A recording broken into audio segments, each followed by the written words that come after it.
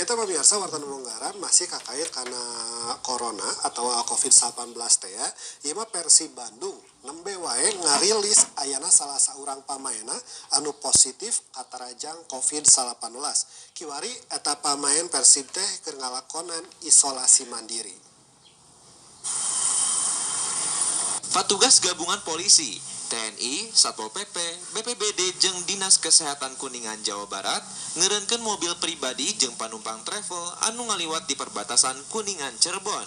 Sakumna panumpang dititah kaluar pikeun dipariksa ku patugas medis sangkan kasinglar tina virus COVID-19.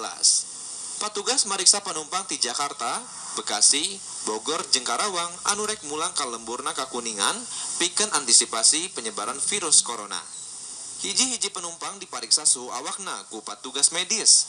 Sabada dipariksa suhu awak, petugas oge ngecek tensi darah pada penumpang sarta nyemprotkeun cairan disinfektan di mobil penumpang. Hasil tina pemeriksaan sementara, petugas teu manggihan gejala virus corona. Cek petugas-petugas medis, ieu pemeriksaan teh dilakonan minangka antisipasi sumebarna virus corona atau COVID-19 di Kuningan ti wilayah Sejen. Nepi kiwari, petugas rumauh lantaran kurangna alat pelindung diri nalika mariksa warga. Pihakna menta ka pamarentah pikeun sagancangna nyadiakeun APD sangkan pemeriksaan COVID-19 leuwih efektif. Kuningan M. Samsudin ngawartakeun.